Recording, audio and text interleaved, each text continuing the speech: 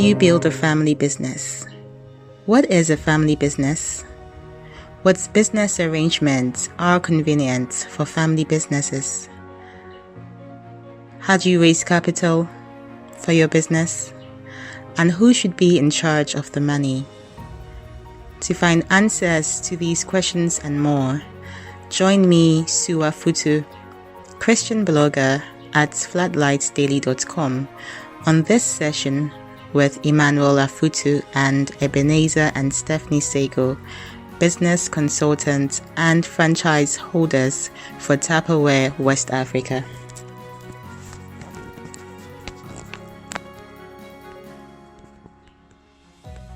So Ms. Pastor Ebenezer Sego has considerable and varied experience in business, ranging from marketing, insurance, retail to paralegal services. He has served as a financial and marketing consultant for over 15 years to companies across Africa. Stephanie has experience in human resource management and has worked in this regard in the health and sales industries. Eben and Steph hold the franchise for Tupperware brands in Ghana and West Africa. They have been married for almost 13 years and have been blessed with lovely children. They have other businesses. I believe they'll talk about it in the course of their presentation. So, all right. So I think once we hear the pastor, it will be right just to start with a prayer as well. So just in a minute, Father, we want to thank you for today. We thank you for the privilege of coming together to learn. Even as we come to learn and share, we ask for your wisdom.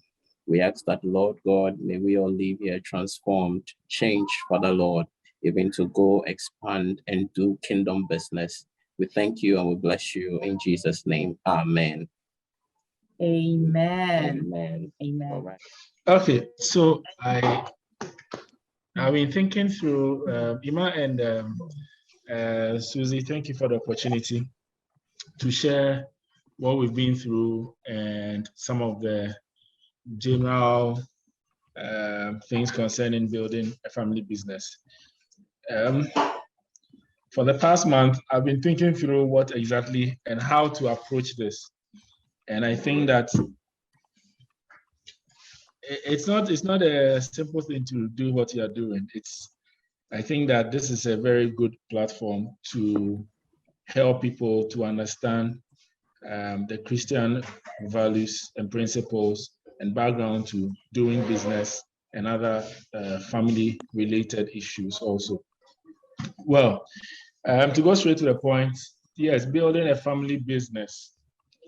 I would like to start from the point of the family. I tried to put together we tried to put together some slides. I'll go to that soon. But let's look at the point is family. So what exactly is a family?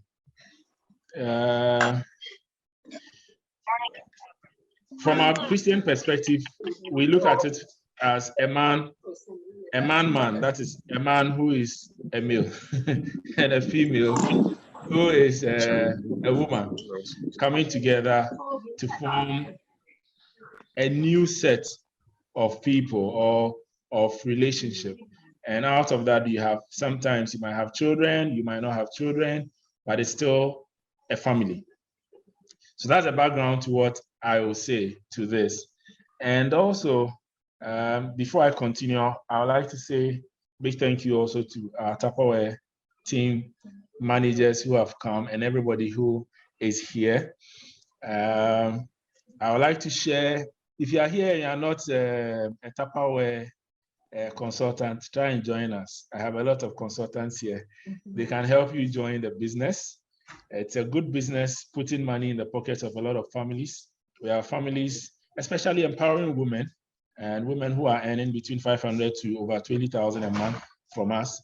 And that is wonderful, building the home with the funds that they get extra, that's part-time.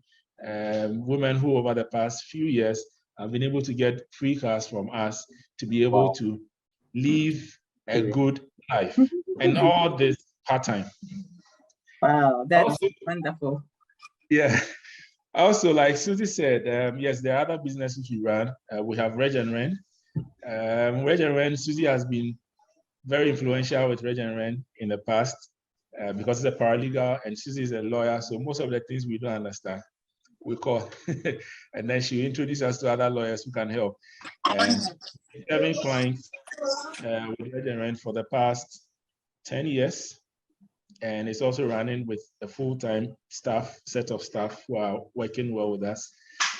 We have also the marketplace. The marketplace is having also a franchise, a CNI franchise for Africa, which is our coffee, tea, and I'll share some of the pictures of the products we sell. Coffee, tea, cocoa, and then some capsules.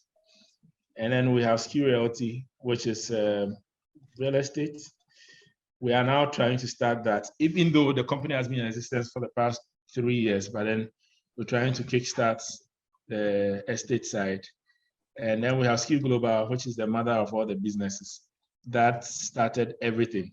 So we'll start with just a short journey of how it has been. Somewhere 2008, we started. We're not married then. So let's say I started Skill Ventures. And then from there, it transitioned when we got married in 2009 to become Skill Global Limited. The ventures was we'll come to the types of, I realized some questions that people sent in that Susie sent to me about the types of businesses. So we transitioned from a one-man business to now a couple and then plus another person in Skill Global. And after that, in 2012, dividing into the various other business units that we have now. Yes, since then, we've been doing business in Ghana, in Nigeria, in Liberia, in South Africa, recently Kenya, and then Zambia, and growing. Hopefully, we should have more businesses coming up in different countries with partners that will join us to do this. So let's move on now to what is family business? I think that for most of us, the word family already shows it. It's a family that is doing business. That is how we put it. Not adding any legal or whatever attached to it. It's a family that is doing business. So it's a man and a wife doing the business, or a man and a wife and the children. So our definition of family business is a business founded and or operated by persons related by blood or by marriage. By marriage. So as long as you and your spouse are doing something together, we deem it as a family business. Sometimes your spouse's name might not be on your registration, but when the unfortunate happens, that's when you see that the lawyers will come in and tell you that it was a family business because one helped the other to build. So there are rules to it. It could be a man and a wife, siblings or relatives that are doing this business together. In the world, in fact, from our search and from experience, I realized one thing, that all the top brands in the world are actually family businesses. All the top brands. You can talk of Coca-Cola, Coca-Cola is the Cook brothers. You keep on hearing Cook brothers. Yes, it's a family. It's two siblings and the rest doing the business. They started and it's grown to become a global brand. You can look at the Rockefellers, various businesses, Mobile, Exxon Mobil, and a few others. I mean, 35 different companies, all from one family. And then now broken together to become big conglomerates around the world. You look at Microsoft, it's a family. I mean, one man started with a friend, and then now you realize that when Bill Gates split with the wife, she had a share in the company. And so she also took her portion. It's family business. Toyota is a family name, family business. Tata, Ambani in India, several of them. In Ghana, we have the Quatsons. It's a family business. They've been in existence for a long period of time in Ghana. We have GM Ado and Sons. It's a family business. Casa Preco. The Azar Group is now in the 4th generation. The Azar Group has been existing in Ghana since 1921. And I mean, from the time that Joseph Azar started the business, very tiny on the somewhere close to Accra Central, Tudu area, up to now. It's been 4 generations running. So there are quite examples in Ghana. You look at Enes Bediako and his brother Albert Bediako, that Ebenezer Bediako. I mean, they started with the father. The father had a chemist shop just around the circle. Then now the 2 brothers also. One started NS Chemist with his brother. Then his brother Ebenezer moved out to set up East Cantonment. In this country right now, they run 90% of the pharmaceutical industry is controlled by these 2 brothers. So family businesses around the world, actually. And it's high time that Christians or Christian families also take advantage to run the world with family businesses. I mean, talk about Tupperware. Tupperware was founded by El Tapa and Brownie Wise. Brownie Wise was not married to El Tapa, but then the El Tapa and the wife and Brownie together founded the company. And today, after 78 years in operation, it's now traded on the New York Stock Exchange as a Fortune 400 company. So every business that you start and you run and you get married, there's possibility of it turning to become a family business. Jeff Bezos, his company, Amazon, it's a family business. So it is not easy to run it alone. You definitely need someone to partner with. The Bible says that, is it the Bible? Yes, 2 heads are better than 1. You know, and if 2 move together, they can achieve far better than just 1 person trying to bulldoze their way through in life. Hey, what is that? So let's continue.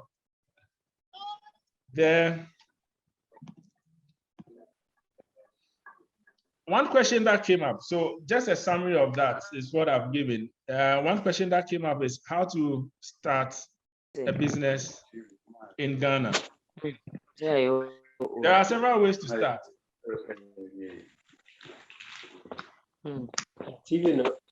There are several ways to start.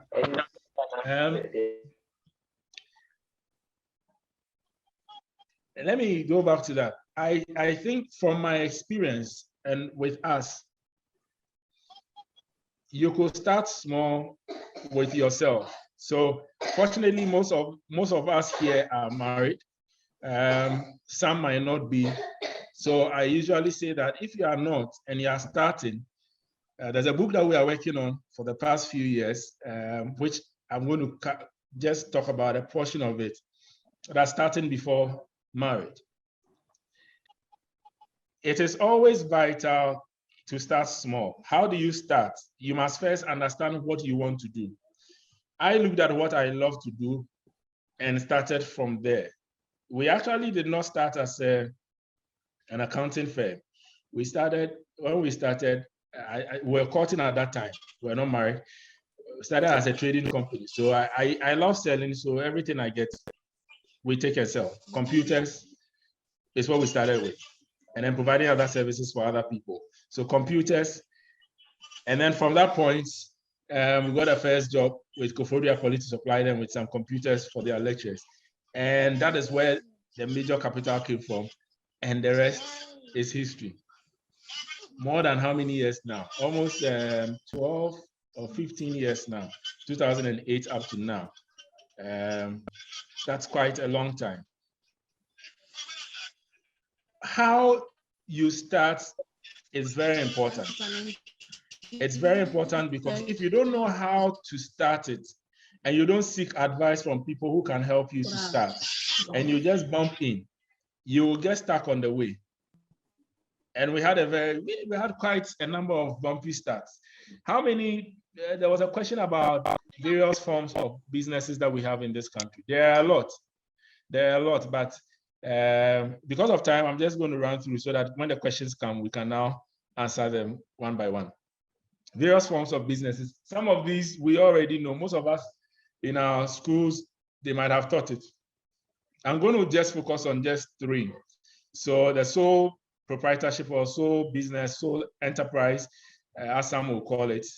We have the limited liability. We have the limited by guarantee, limited by shares, and limited by guarantee. And also we have partnership. Partnerships are not too common in Ghana, but it's also viable for quite a number of people. So business is one man. Like we started Q Ventures. Q Ventures was one man. It was only my name on it with a list of businesses that we want to undertake. Spell it. And then it transitioned to a limited by shares. Limited by shares is more or less allocating shares to people. You need 2 directors at least to set up a limited company in Ghana. 2 directors to sign on the documents, and then that is so. Basically, for me, when we got married, it was myself and my wife, and our name was on it, and then we started. And the shares are allocated by the promoter of the organization. And then we have limited by guarantee, which is also a form of sharing, but then this is more of a guarantee, not for profit. Not for profit. There was a question about what are the advantages and disadvantages of these various types. For sole business, it is a single individual and he or she takes the decisions.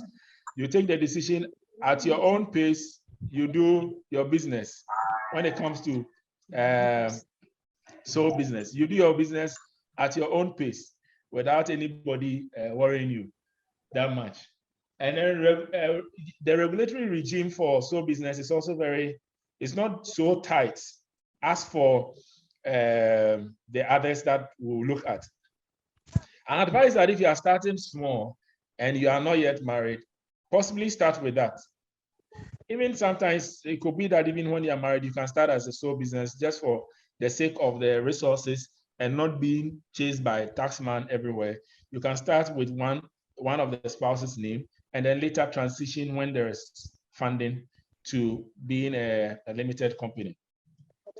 The other point also is that your business and you are the same when it comes to tax. When it's a sole business, you and your business, they are the same. The taxman will look at you. So if you buy Broadway or margarine and you put it in the name of the company, nobody has a problem with you when it's a sole business. You can choose to use your company money as you want, but that is also a dangerous thing. Then most of the time, peace of mind for owner and founder.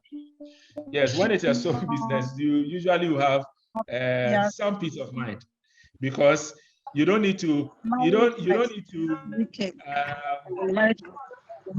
bothered so much about the things that questions that people will be coming up with. So that is the disadvantage here is that your business liability extends to you. So if the business has a problem, it automatically is you. If there is an issue, it is you. When you are sued, it is you and the company together. That's the disadvantage with sole business. Difficulty in raising funds. Most of the time, even in Ghana here and outside, when you have a sole business where it's one man, it is difficult to raise capital because capital is one of the crucial things that you need to set up business. And it is very difficult to raise capital when you are running it as a sole business. Most times also, when you are not available at the business is not available to others. So people want you, once you are sick, the business is sick for most of the time. Also, controls are weak. When it comes to sole business, controls are very weak. So because it is me, myself, and I choose to do things at any time. I choose to wake up when I want to wake up. I choose to go to the office when I want to go to the office. I choose to use the money to do whatever I want to do. So sole business usually controls are weak. Most times, liability. So most times you are limited to the value of deals that you can contract. Even in government, if you want a government deal, it is difficult for you to get the big deals because it's one-man business. Yes, let's go on. Business trust is weak. When it's a sole business, most of the time, business trust is very weak. People see you and say, no, if I give this person big money and tomorrow he's not there, his family or another person will come and say that they don't know about it. So it's difficult for people to entrust you with their business or with their service or for you to work for them. Yeah. Now, limited company, the advantages for limited by shares, enhanced decision making, because you see, it's not one person sitting down to take the decision. It could be you and your spouse.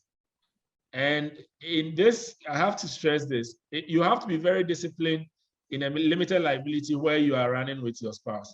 If not, you end up taking all the decisions like a sole business and still think that, oh, it's a limited company. And we'll get to some of these challenges that we also faced soon. Now, capital raising. Please hold on. Before you go on, you said limited by shares. You didn't explain to us. I understand the sole proprietor part. Yeah. I go and register it in my name. But then the limited by shares, how do I register? I mean, what goes into that? Is it that when I go to the register, I'm registering with me and somebody else's name to say that it's a 50-50 thing? How does that work? Okay, so for limited by shares, it has to be, like I said earlier, I said that by the rules in Ghana here, you need at least 2 directors to form a limited by share company or limited liability company, whether by share or by guarantee. You need at least 2 directors to be able to set it up. So you can't just walk to registrar and say, oh, myself alone, I want to set up a limited liability company and I want it to be me only. No, it has to be 2. And then you need a secretary. Now the rules have changed. You can't just pick anybody to be secretary. Previously, directors will just become secretaries themselves and then run the business.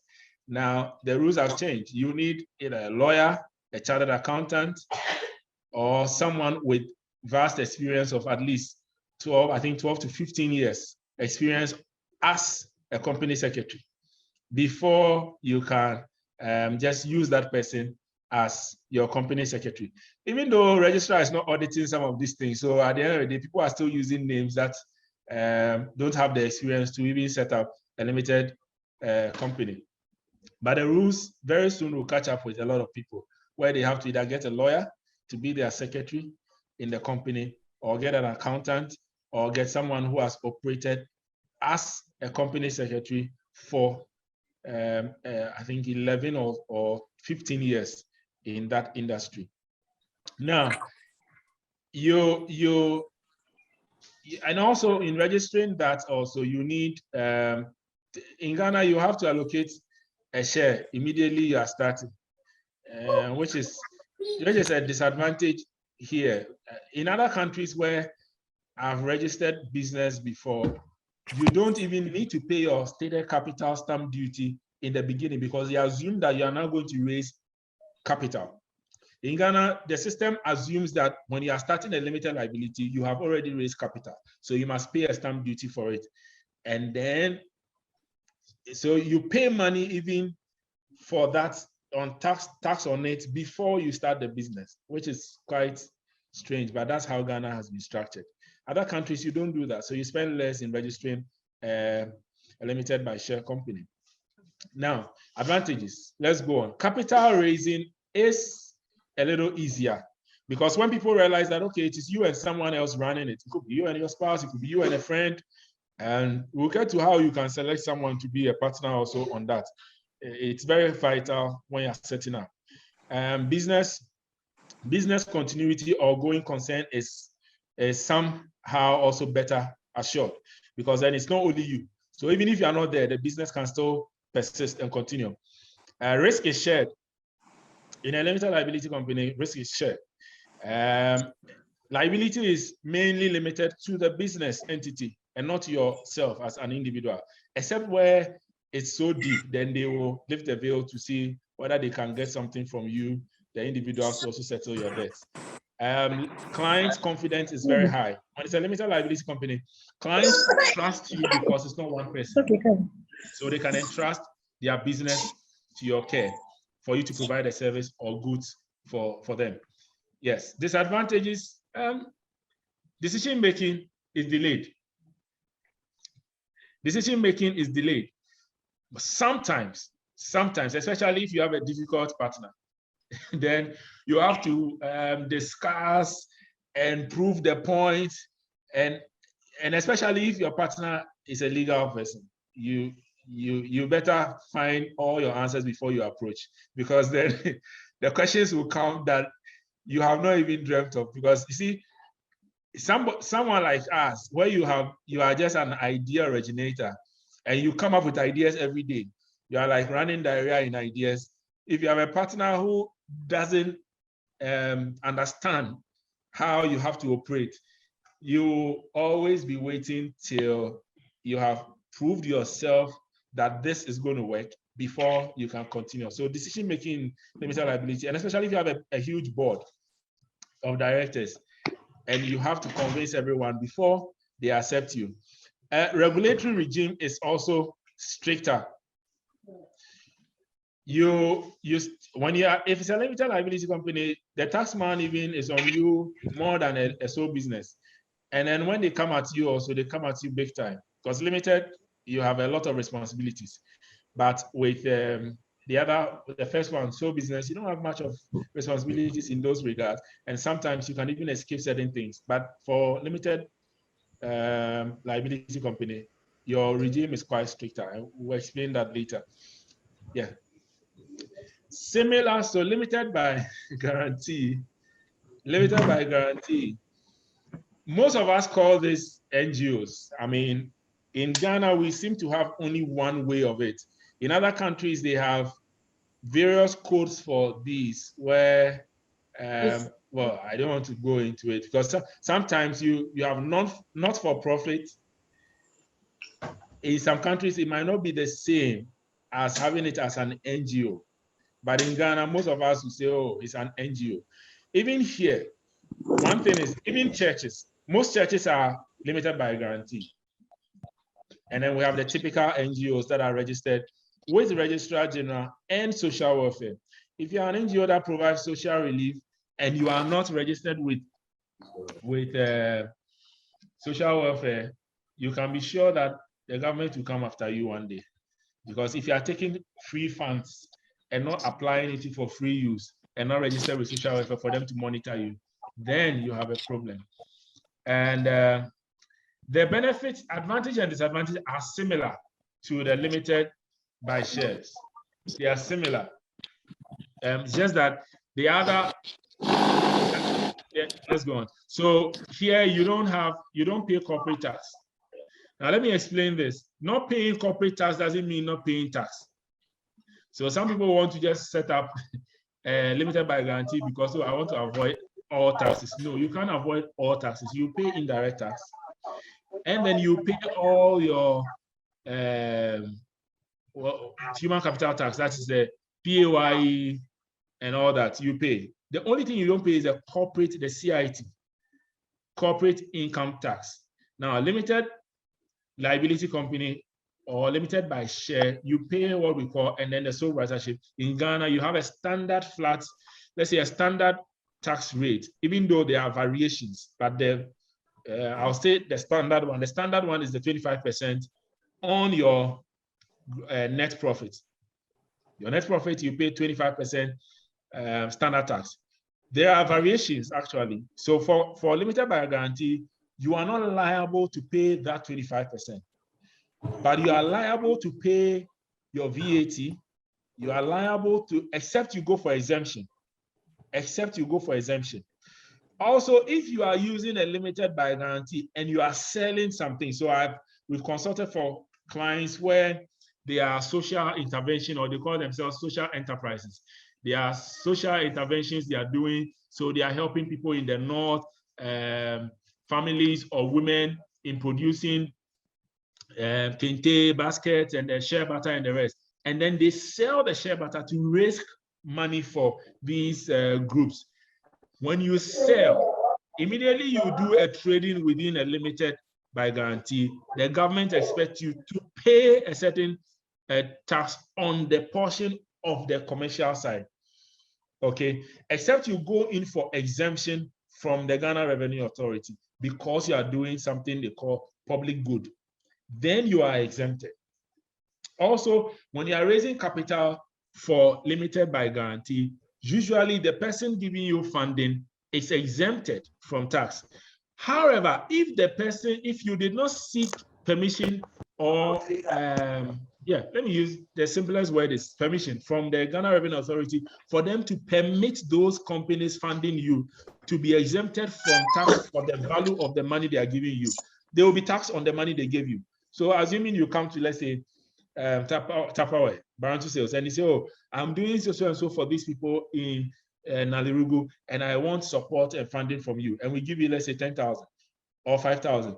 Now, if we did not seek permission from the Ghana Revenue Authority and we handed that money to you, Ghana Revenue Authority will add it back to our profit and charge us tax and say that, well, we didn't permit you to go and sponsor that. What if you give it to your girlfriend and said that they are giving it to an NGO? So NGOs usually, and the same thing applies to even churches. I mean, unfortunately, in Ghana, most of our churches don't file taxes, so they don't get exempt certificates. You know that even when you pay, as Christians, if you pay tithe in your church, you can actually get exemption from your payroll if you are paid by either controller and accountant or you are paid by your company. You can actually use your tithe you pay to your church. If the church issues you a receipt and a certificate, you can take it to GRA and they will exempt you tax on the amount you pay to your church. If you give a donation, the same way, even if it's a company that give the donation to the church, that is there. It's a provision in the act, but people are not taking advantage of it. All of us, we don't take advantage. We are just so these are some of the things about limited by shares, limited by guarantee. Now, even they were showing up the cars too. No, you see, the slide, that is why. Let me stop sharing now. Because, I mean, most of the things that we want to share are actually not in the slide. So the rest, we'll talk about it in here. Let me go to my notes, and then I'm sure I'll be done in the next 10 minutes. Then, okay, so now back to the questions that Susie sent. I think some of us sent questions in, and then she forwarded. I don't think I can tackle all now because I'm sure some are also on this call and will want to ask those questions themselves. So I'll deal with a few of the things here. Just a moment. Okay. Great. So, what are the challenges that startups usually face in Ghana? Great. Now, I always say this whenever we are doing something like this with startups or like incubation groups that we usually will visit. People usually will say that all you need is an idea. Money is not the issue. Please disregard that statement from today, because money is very, very important to have. Money is very, very important to have in starting a business. Of course, start with the idea, but don't limit it to the idea. Start with the idea and move on quickly to raise capital. One of the biggest challenges we have in this country is raising capital. Biggest challenge in this country is raising capital and the state supporting its own people.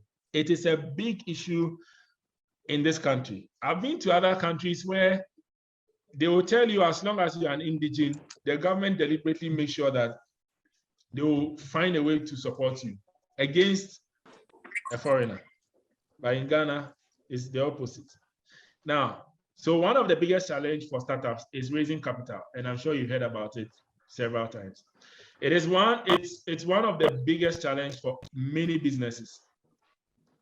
Bank rates is another thing. You might get a loan from the bank, but just assume that you are paying 25%, 27%, 30% interest rate on a 100,000 you raise to start something. It means that you are paying 30,000 or more to the bank. And the bank has taken even including your birth cert, they are taking your mother's birth cert, everything. And sometimes I ask myself, what is the risk that the bank is facing? But the problem is when you live in a dishonest market, that's the challenge you face. Because our market actually is also a very porous market. It's quite dishonest. So the banks are afraid. The next thing that is a challenge to most startups and to us, because when we started, the problem we had was money. I'll give an example of starting Tupperware. Now, one of the things that we faced when we started Tupperware was raising money. Of course, you have your money, you want to, but then you need quite huge, hundreds of thousands of dollars to start. And the company is asking you, do you have this capital? And you say, okay, yes. And you come back to the country. I remember 2017, when we came back and we were going to start Tupperware, I wrote a short proposal, 2 pages to friends that I knew who come up with some money. And we're just asking for $10,000 each from 10 people to make 100,000 to add to ours and then use it to start. I went around everywhere, nobody gave. Everybody said, okay, it looks it's a good idea, but Ghana, Ghana has a what on your man say beton. I'm beton then plastic. Now plastic we are sure say be mokola or confonto. That's what people said. I mean, but if I give you this money to get locked up, and you might not be able to pay because you are my friend, I can't come and judge you and collect the money. Raising capital is big. So I ended up, how did it happen? My father gave me $10,000. My mom gave me equivalent of $10,000. Then we added our money, took some investment money out. Those times, men's gold, I had investments there. Went for the men's gold money. And then we started. And today, if you are turning over tens of millions of Ghana cedis in a year, people will not understand. But it started from hundreds of thousands in USD, borrowed and paying, and another friend also gave us $2,000 and said, okay, I mean, I know one of the principles we have, and my friends, we do have is that don't loan to friends and family. So I understood when they were not going to give me the loan. I knew that clearly. The policy we have all been sharing, which is do not give loan to friends and family, especially if you have never given them a loan before. So you either give them something you cannot collect back, or in case they will not pay back at all, you have nothing to lose. And so I knew that some of them definitely will not give us the funding. But you see, your best way of raising capital is from family. That's the best way of raising capital. If you don't have family who believe in you, then your business will hang. In the same way, if your family are not the first to buy from you, family must buy from you first. Every business we started, I make sure my parents would buy first. And I tell them it's a seed you are sowing into my business. Then we move on to our uncles. I remember I went to Kumasi with Steph, to one of my uncles. I said, well, we started a new business. I want a loan, but I can't come for a loan. So take my product, buy my product so that you can get me to meet my targets. And that is how we get family to join us in doing the business. In Ghana, it's difficult to get your family members to actually patronize your business. Very difficult. But if you have good family, like some of us have enjoyed, you can get them to buy. And the other thing I teach even my Tupperware consultants to do is sympathy. Use what? Empathy. I will cry on you. It's difficult for me to cry, but I'll sob on some of the uncles and aunties and say, if you don't buy, tomorrow my children will not have food.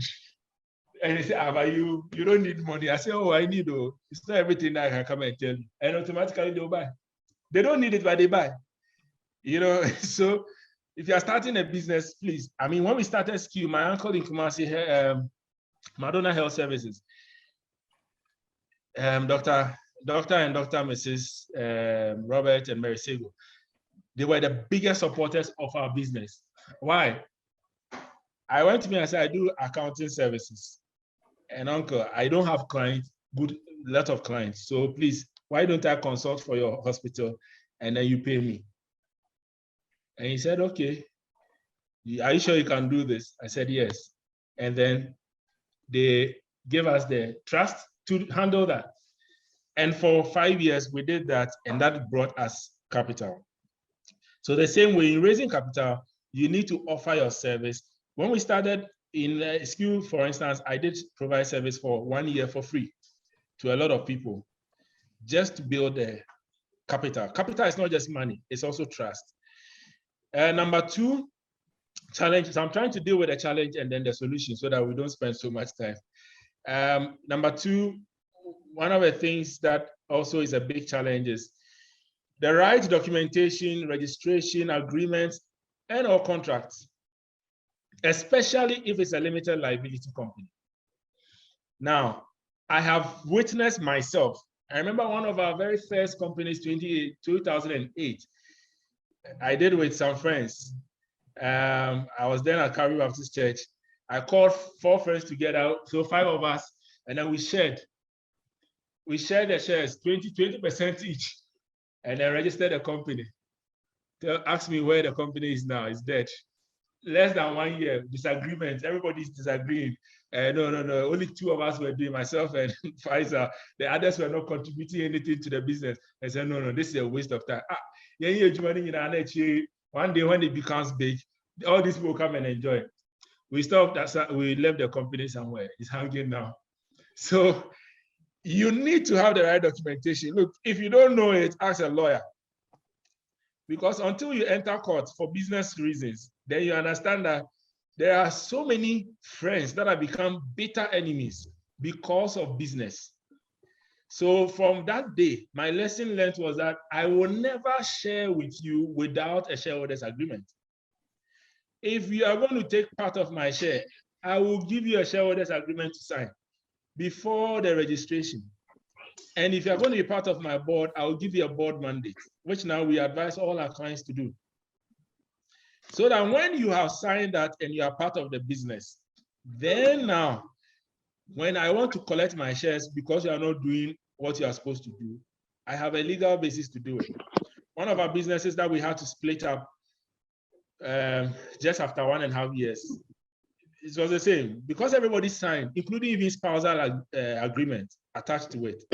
And some of these I sought advice also from Susie during those times to get a draft of the shareholders agreement to use.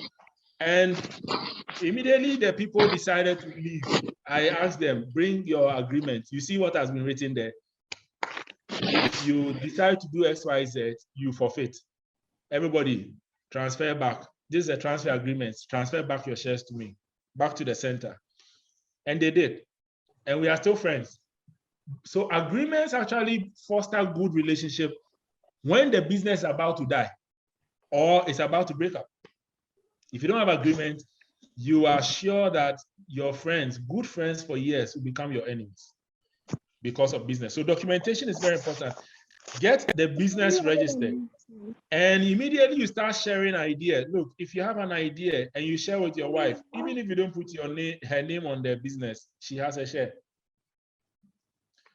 So better know it. If you go and use your friends and then put, of course, it's not all businesses you might have your spouse name on, but remember that your share, if you are no longer existing, it will move on to your spouse, whether you put her name there or not. So better put agreement before the country gives you a will for that. Immediately you have an idea, put it on paper.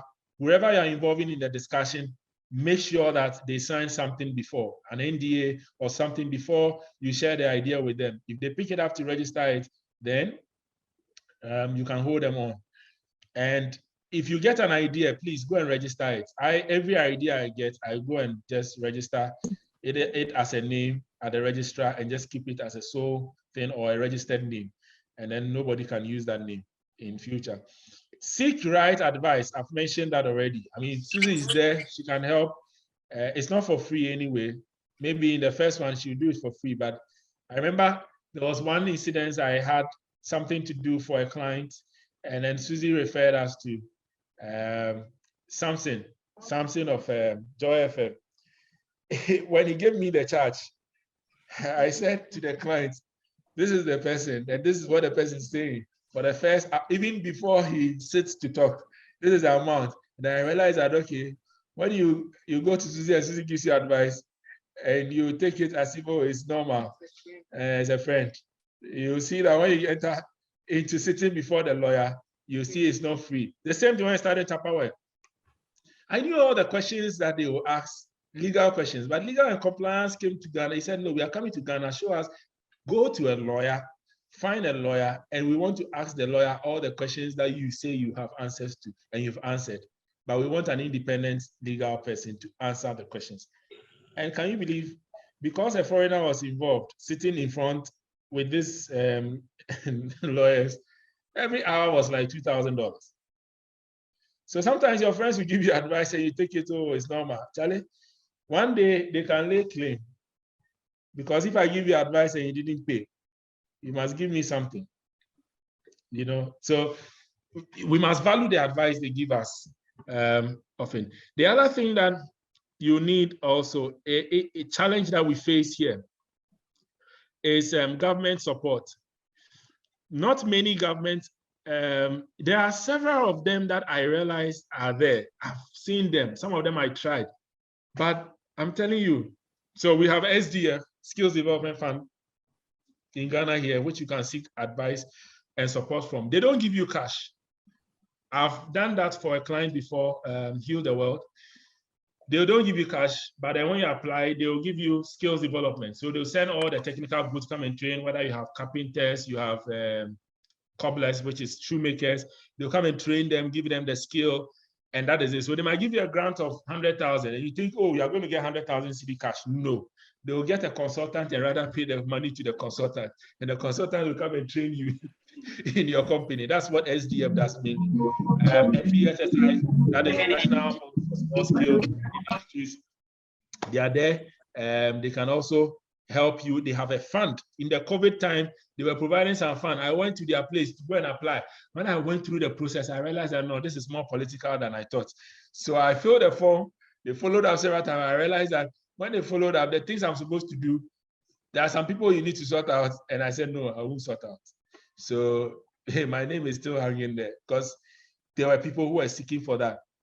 Then we have the national, the NEIP, National Entrepreneurship and Innovation Program, which is a recent one they started under the Ministry of Finance. Quite innovative. It's also a long process. So they did the presidential pitch, I think last 2 years, just before the elections. And some people got funding. I mean, real cash. But some of these things sometimes are political. So sometimes you don't want to also meddle in politics with your business, then you stay out. But I won't say if you start something, start a business, you can approach them and they'll help you. The next problem we have in this country for startups, and this one for all businesses, is staffing issues. Human capital is a big challenge. Number one, getting them to even recruit is a problem. There are so many people roaming and saying they don't have jobs, but recruiting them becomes a problem. The biggest challenge in this for startups is people are walking around who don't have experience, and yet they want you to pay them certain money. That makes no sense. I mean, just last week, I interviewed someone. We needed an accountant. We still do need anyway. I need like 2 accounts people. And this guy he just finished national service. He's still on contract with one of these government agencies, has only worked on one schedule before in accounting, and yet wants to be paid like 2,000. And I'm saying that, do you understand what it means to be paid 2,000 cedis? When you don't know anything and I have to train you for the next 1 year to become equipped? And said yes. Still, that is the amount I want. I said, oh, then you don't have a job. You see, so that is the kind of field we have. And sometimes you might employ them and they will be very sweet in the interview. But when they are delivering, it's a problem. I mean, there have been instances where, and then sometimes when you pick them and you have trained them, sometimes you have even funded them, then they can abruptly decide to leave without notice. We've had that experience. We had that experience one time where all staff left wholesale. So they just decided one day not to tell me. One department pack all their laptops, lock it in the safe, leave the key at the door, and left. The next day, nobody came back to work. So my secretary was asking them, why are you leaving your key? They say, oh no, we are going somewhere, we'll be back. You know, it's painful. And I mean, that particular season was very bad for me, because then that time was we call it accounting, we call it the cocoa season of accountants, from January to April. So when March, you are running accounts for clients, and then all your account staff decide to pack their tools down and leave without informing you. When some of them, you have funded their education. That's how it becomes. Because people will tell you, and the problem about staffing also is that most of the time people tell you don't appreciate them. And you need to understand how, you see, appreciation. So in dealing with staffing, appreciation is very subjective. So when you pick staff, I think one of the things I have learned is that ask them, what do you mean by appreciation? And then try to see whether you can fulfill that appreciation. Some might not be money. Some might have their own mindset of what they mean by that.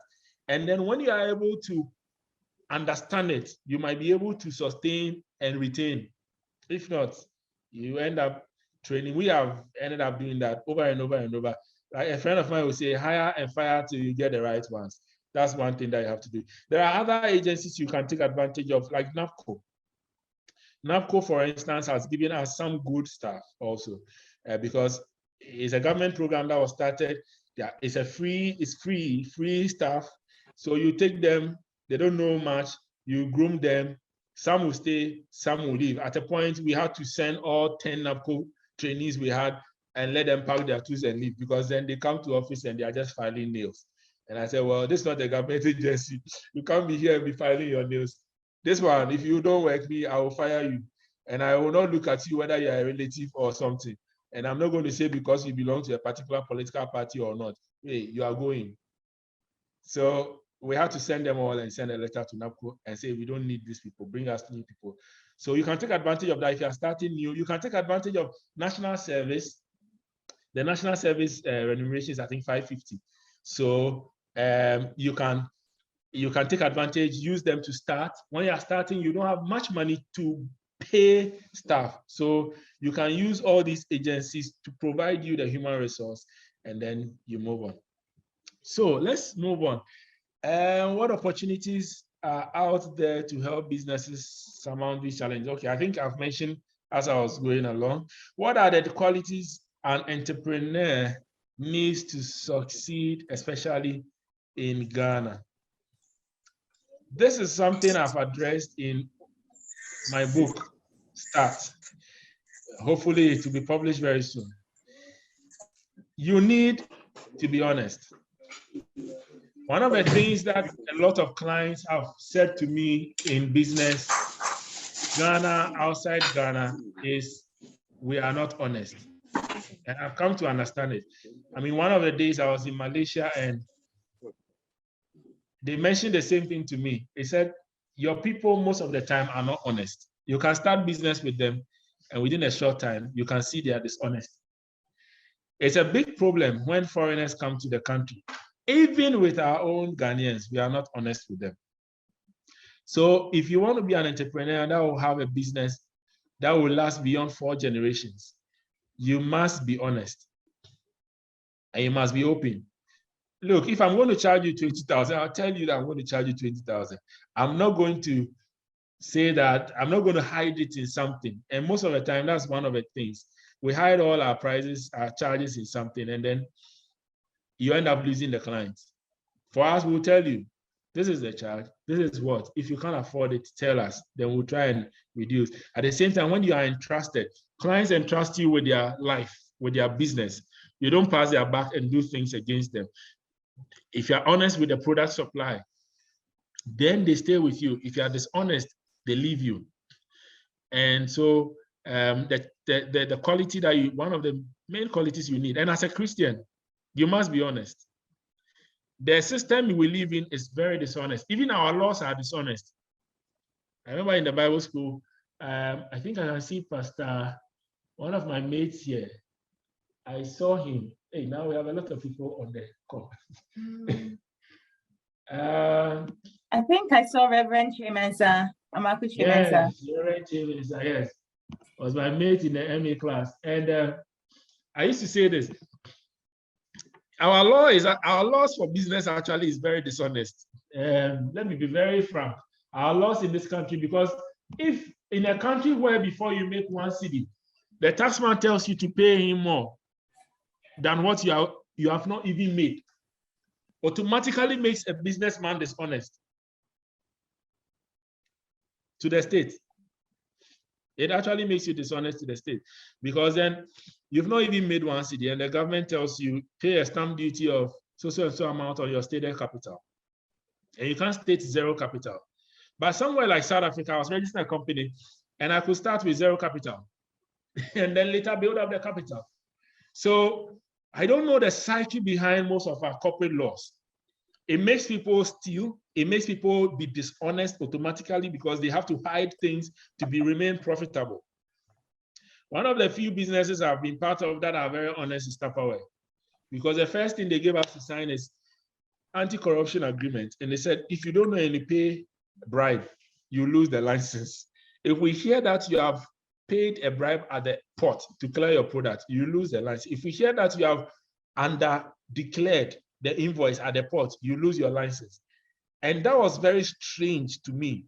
I have to be honest, as a Christian, it was very strange, because then for a company to tell me that I can still remain profitable, even though I don't under-declare at the port, which most people do, because the taxes at the port is so loaded that you pay, for instance, in Tupperware, we pay more than 49% of your invoice value is tax and levies.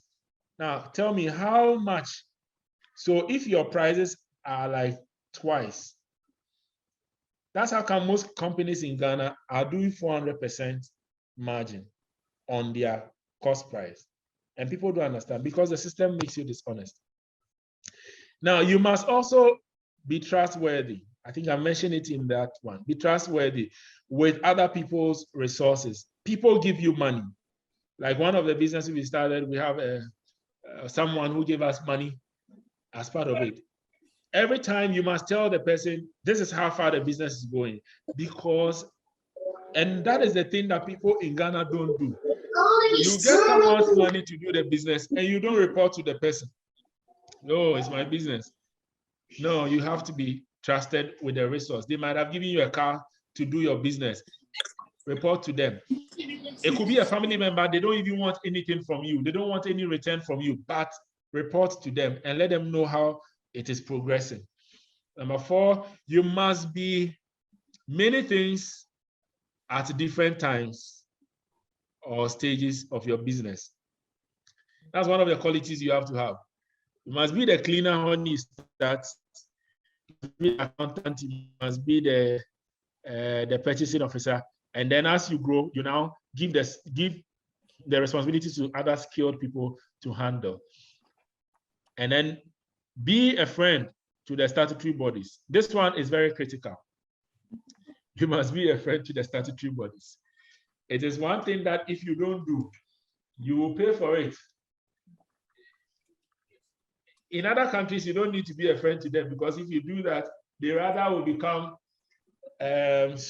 like the way they will look at you will be another thing. But in Ghana, when you don't, if you are not friends to them, they come at you like you are the one, you are the sinner. But you are not the sinner. They are rather, excuse me to say, are the ones who are at fault, but you have to befriend them. And then also, in not just befriending them, when you befriend them and free with them, you learn also to be able, they teach you what to do. So I've had a tax officer, and unfortunately, this woman was not a Christian.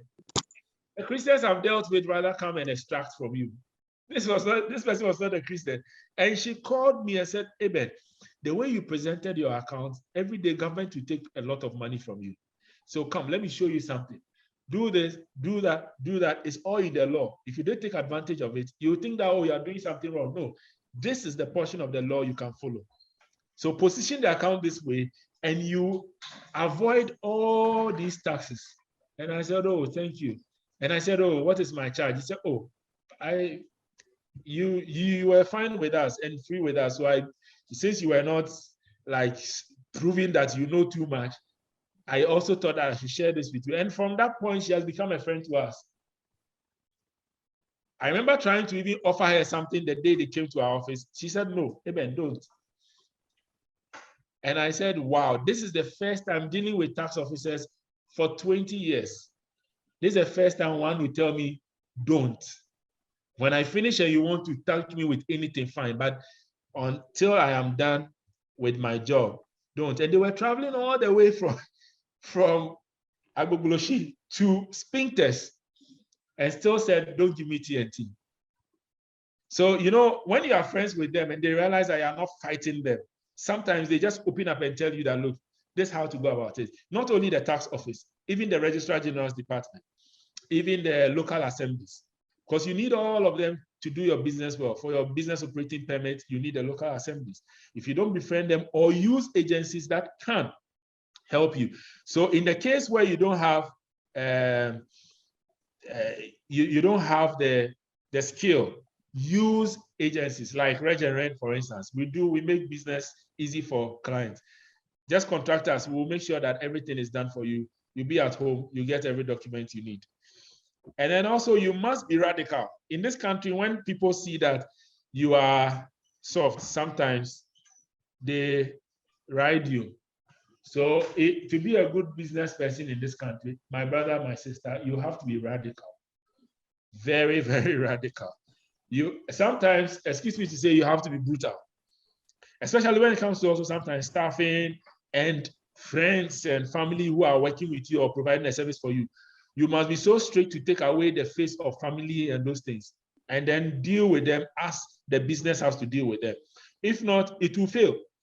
And when it fails, they will laugh at you. So for me, when it gets to the time, I have to make sure that it is so. You must be radical with them. And sometimes, yes, when the people come at you, agencies, you must shake the ground. You must stand your ground. And sometimes when you realize that they are trying to just pick on you, you must pick on them. You must be resilient if you succeed in the business. Okay. I don't know if I can still continue or we should leave it for questions. Yeah, maybe we can do some questions and then the remainder, yes, we can go through. So, all right, thank you very much. I think thank you all very much. Look, I think you started off by giving us a rundown of businesses which today in our environment are family-owned businesses. Some I didn't know. I didn't know Coke was Coke was a family-owned, started by the Coke brothers. They are very famous ones. We know the Walton family of Walmart and others which we know are quite prominent. But I think you went on to show us quite a number of companies where, which are being run as company business. And you've gone ahead to go through some of the challenges as well. All right, so I think we'll still be going, but we have a few questions before we'll try and be done before 9. So if you have questions, we'll try and keep within the time. So if you have questions, you can post them in the chat, and then we'll take from there. All right, but let me move on to something. You've talked about, the registration process. You've been very elaborate about that. You've talked about where we can get funds from to start the family business. You indicated that in getting funds, yes, in starting yours, you went to your mother, your father, and you've showed us where we can get the NEIB from other agencies, at least from friends and all. And then you've told us, about that we need to be, somebody put in the chat, radical about the business and all. Now let's get down to, we're talking about family business. Working with, I see Steph sitting over there. I knew you and Steph before you got married, and Steph came into the fray. And I know you started working with her. Now with me and Susie sitting here, I keep telling her that we'll fight when we do business. And that the way we are, I think we'll be fighting a lot when we do business together. Because I like my things a certain way, and she likes her things a certain way. So just want to find out, how are you and Steph combining the friction? We like ourselves together. Let's not talk business. We like ourselves together as man and wife. How are you managing, as man and wife, and possibly maybe as other family members within the family business? How do we handle those levels of relationship? Is there a link between what we do at home and what we do at work versus, how our other staff treat us? How are you managing that, Evan? Yeah. So I think that let me say that we fight. Okay, it's not like we don't fight. We fight. In fact, I think we fight. I don't know how many of our Tupperware people see us fight, but yeah, sometimes we fight even in the presence of our staff. I hope they are not blow fights. No, not blow fights. I mean, we disagree on things, and we raise our voices. We talk loudly, and you could see that, yes, I'm not happy with what is going on or how you want things to be done. So as for the fighting, so long as we are working together, definitely there is a disagreement. There will be disagreements, and you would have voices raised at each other and all that. But I think that one thing I've realized, the only time where we fight or we have disagreements and then it comes back to the house is when it is a disagreement that is from the house. So if we disagree from the house and then we take it to the office, then that one, it continues from the office and then we bring it back home. But then normally if it is something that has to do with the office, what I've come to realize is we would normally disagree, go about and do our own thing. But at the end of the day, we come back in the office, try to find a solution, because the problem that we are disagreeing on is probably something that is happening in the workplace. So we find a solution to it in the workplace before we come home. Or most of the times when we come home, we don't even talk about it. But then when we go back the next morning, because it is something maybe that was affecting staff, affecting how something was supposed to be done, as soon as we get back to the office, it comes back again, and then we have to find a solution to it. So as for the disagreements, it's there, but if it's work, we leave it at work. We can go back to it the next day and then solve it. And then if it is the house, we leave it in the house. Yeah, to add to that, in the beginning of the business, that's when majority of the fights happen, the disagreements. You know why? It's money. No. It's money. You see, when you start the business and the money is not available, especially when the money is not available to your spouse, it could be the man or it could be the woman who is controlling.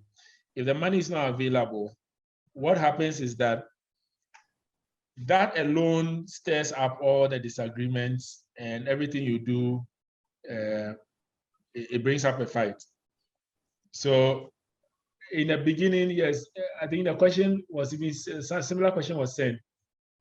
Navigating family issues from home to work. So like Steph said, when we disagree at home, or we've quarreled or disagreed or spoken harshly at home, when you get to the office, and if you didn't solve it, when you get to the office, you see the coldness in the office. Now, everything that she will say, I will disagree. Everything I say, she will disagree, because we have been disagreeing since morning. So the disagreement has persisted to office. So it is important to learn how to navigate family issues mixed up in the business. And I realized that early. So I just decided, okay, you know what? When you are working with your wife, especially at the workplace, and you seem to be the one in charge, most of the time, if you like, let your wife be in charge. Simple. Because then you avoid a lot of the fights. Because when you come back home, whatever happened in the office, it will continue. So when you leave the running, and then, yes, of course, your wife might not, or your spouse might not have expertise in all the areas, but the area of managing the human resource, especially, and the money. When it comes to the technical side of managing the money, fine. But it comes to the side of disbursement and those things. As much as possible, every man, take yourself out. Be the one to sign the check, but don't be the one to take a decision on the check sign. Because one of the things I wrote down was, most of us men distribute money very fast. You get it fast and distribute it fast, but the women would tend to hold it more. So even though in the office you see me as the one resisting every payment and all that, I know that if I have control and I can dish it out, everybody who comes and needs a donation, I'll just give it out, because I'm a soft-hearted, even though looking hard on the surface. So that's how it is. So if you realize that, okay, you need a strong spouse. If you know you are softer, you need a strong spouse to control the affairs of the business, so you don't fight that much. And then also, because you sit in the same space all the time, familiarity, they say, breeds contempt. You will tend to fight more, because it's one of the difficult things to do, seriously too. But I learned from, I think, Ima, you also know Mr. Kolache. I learned from Mr. Kolache and the wife, because in 2009, I used to work for them as a consultant, and I could see them stay in the office till 10 p.m. And I realized one thing he told me: my wife controls the check. So I can do all the talking and boast, but the one who controls the check is my wife, and it brings me peace at home. Simple. When I started, I didn't follow it. I realized it was not bringing peace. Now I follow it. So when you see your face all the time, look, you become bored. You become bored, because it's like the same person. When you go out and come, she's there. When you come home, she's there. When you travel, you're traveling with her. You're going on business trip. You're going together. Now it becomes so. It's like, so it's easy to pick a fight with somebody you know very well. So another thing I set in my mind is that the only person who can hurt you most is the one who loves you. Simple. So when the hurt comes, I say, well, yeah, it's okay. So I'm sorry. Then we continue. So that's how we deal with it. All right. Okay. Thank you very much. I think you've just a follow-up, a quick follow-up. So this is maybe your wife, but and I know there are a number of people on the call here who have actually doing family business or have done some. Sometimes it goes beyond. Sometimes it goes beyond what's the name, just your wife. I just want to find out. In that case, you are growing big.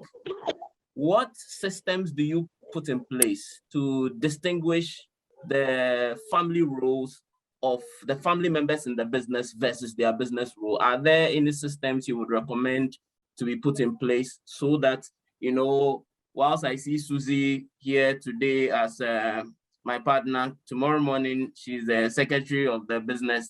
And as a secretary, have you written the letter?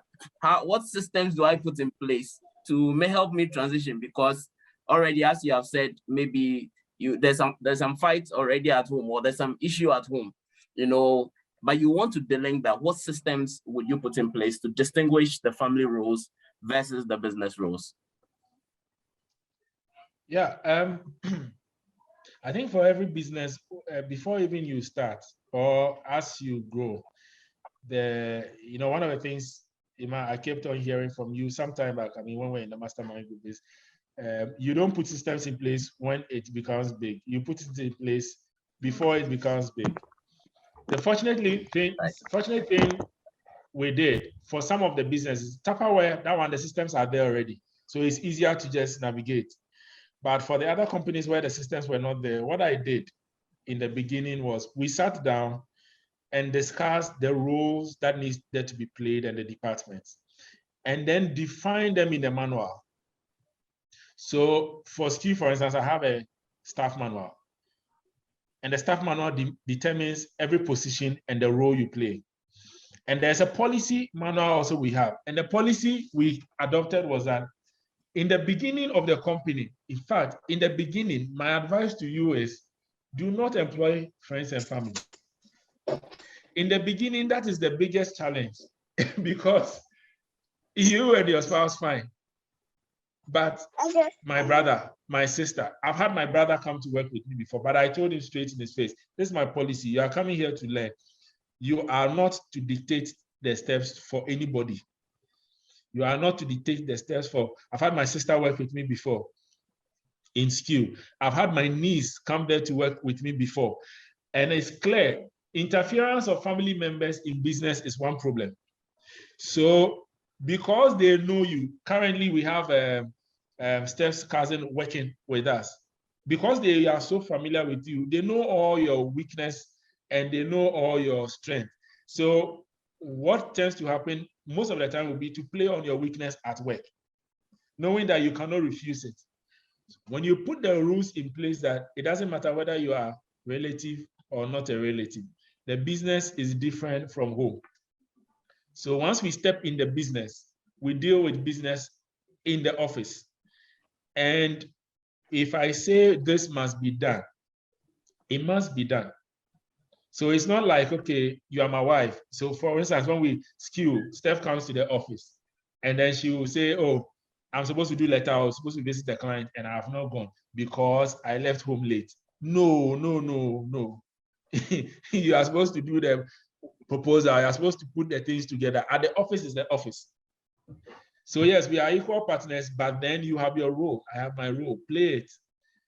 You see, so if you don't put the manual in place, it becomes a big issue because even staff will take advantage because they realize that you haven't put in place the rules to govern. In the beginning, it is difficult. But for me, what I did when we discussed it, I knew that my strength is in writing and in procedure and processes. So I took my time to sit down and develop the manual and say that, okay, how do you visit clients? You go by this step, that step, that step. And then how do you prepare accounts? You do it X, Y, Z. How do you pay people? So we have a financial manual. And I started it outside before bringing it inside. So we developed a financial policy manual for clients. And then once I developed it, I was supervising clients for them to implement. I said, okay, let's bring it inside. So then we were 3. And then I said, okay, we are introducing as 3 here. I sign, you approve. So you approve, get it to me to sign. You might not be able to employ an accountant in the beginning, so you outsource it. But then when you are growing, then now bring in an accountant. Accountant does it. It's not your wife. Your wife doesn't just dish out money. Or if the woman is the one leading the company, it's not your husband dishing out the money. Accountant. So accountant goes to give pay and people sign for it. So even if something that we need, that we are taking from any of the companies, we sign. And I tell you, pay into my account so that when the tax people come or the auditors come, they know why. If it's a drawing that you are making for your home, because you are the owner of the home, you are making a drawing, sign for that drawing. In accounting, we call it drawing. You are taking money from the company. Sign for it. And then also, problem is family sometimes gives you money. And when they give you money, your accountant was not there. Your other managers were not there. And you have put it in a business. Tomorrow, when you are no more, events can happen. And the family member comes and says, I gave your father or I gave your mother 20,000 in this business. Well, I'm coming back for my money. You can't use that for the funeral that has happened. And then now you say, oh, I don't know anything about it. No. There must be documentation. There must be documentation to it. So some of these things are avoided when you have clear-cut documentation. And then the last one I'll say is issue appointment letter to yourselves. Because it's your business, you have no appointment letter, you have no terms of conditions of service, and you are just running, it is my business. My brother, one day you have a big problem. Even with tax people, you have a big problem. So what we do is we have appointment letters, we have our enumeration in there. It is known by my accountant that this is how much I am paid, this is how much she's paid. If tomorrow I just get up and say, I want 5,000, my accountant, and then give your people you put in the position the authority to work. So I've told my accountant, you are useless to me if you can't question me. So when I go to my accountant and say, I want 5,000, I say, please, what is it for? I have to justify. In the beginning, it was irritating for somebody to tell me, especially if you take Tupperware, Tupperware has its own rules, so you can't flout it, but your own one. Master, I'm the one who started the company. I want 5,000 to sort out things. You ask me why. I said, no, I need to know. And I said, no. So in the beginning, we used to fight. But then my accountant drew my attention that you do it for clients, and you claim that you want me to be here. If you don't want me to do it, tell me to go away. And that was the end. Every day, I have to justify every city. You need to do the same. Even if you don't have an accountant and it's your spouse, one of the things that irritates, like Steph, she holds the money. So I asked her, I need money. And the thing is fought for. And then sometimes it irritates me so much that, why are you asking me what for? But I have grown over the months to now understand that I said she should handle the money. She needs to account for the money. So then when she asked me what for, I need to now explain. And then she said, no, I won't give you 10. I'll give you 5. Okay, I accept it. Yes, ma, I go. So that's how you handle it. Okay. And also, finally, you must define how your children will come into the business before they come in. I have a question on that, so you hold on that one. Because we can't run family business without thinking of how it's going to scale. I didn't hear you. Oh, sorry. I said I'll have a question on that, so hold on that one. If that's the last point, just hold on. I will have a question on that because we'll have to talk about scaling. But before that question, there's a quick one in the chat which maybe we'll take. It said, as an entrepreneur, after setting up, do you wait for statutory bodies to locate you and then deal with them as and when, or do you go and find them? And I find this question quite relevant because I start something in my small corner, in my small room. Do I go and look for the taxman to come and tax me? The question is at what point do you introduce yourself to the taxman? And yes, when you're done, we will take the question out on scaling. How do you scale, from there? But let's take this one first, and then we'll take that one afterwards. Okay, I will say that locate them. Reason being that, you see, when you wait, like I said earlier, the system is already dishonest. When you wait and they locate you, you are in big trouble. I'm telling you, I have experienced it. You see, when they come and meet you, then now there are two things for you. Either you lie or you come clean. And when you come clean, it's a heavy charge because then you've operated for 3 years and then now they've located you. It happened to an uncle of mine before he even engaged me. It happened to a friend also before they engaged us.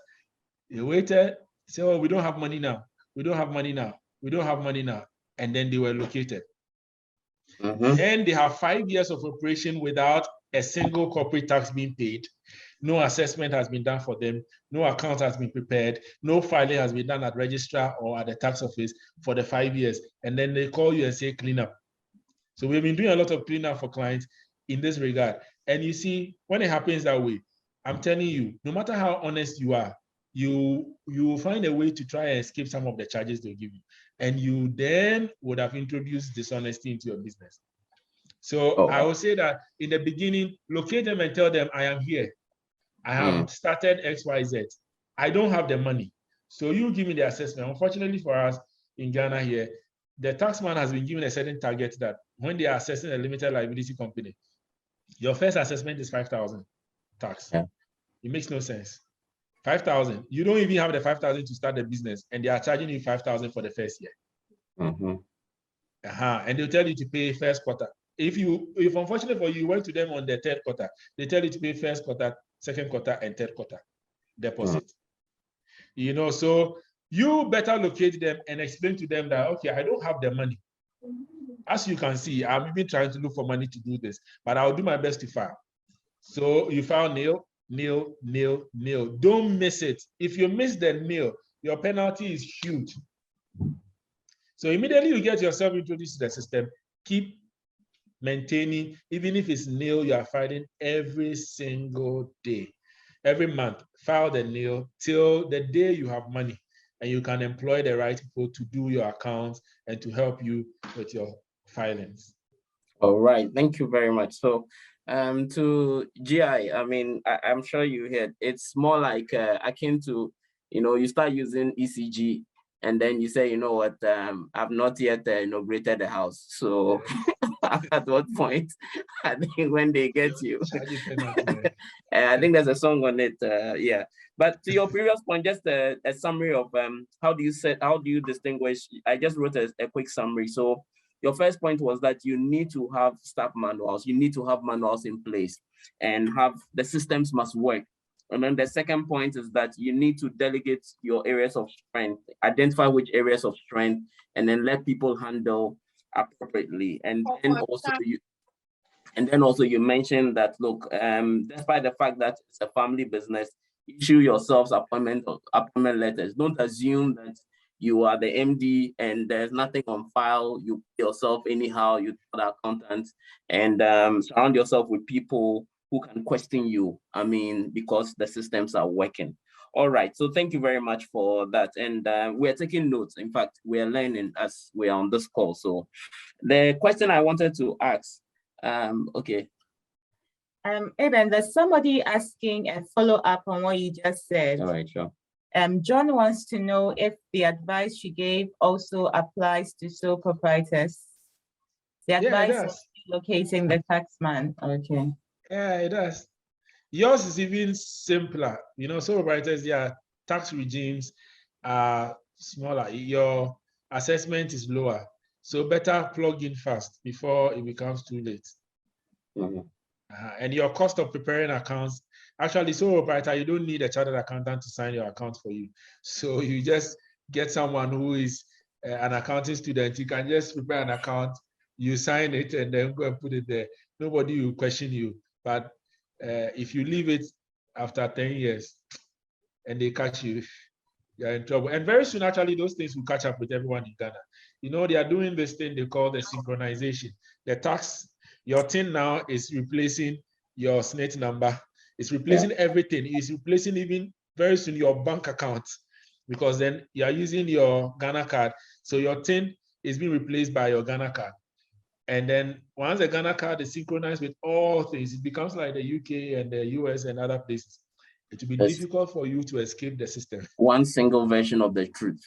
Yes. So no matter where you pass, you're the same person. Yes. Yeah.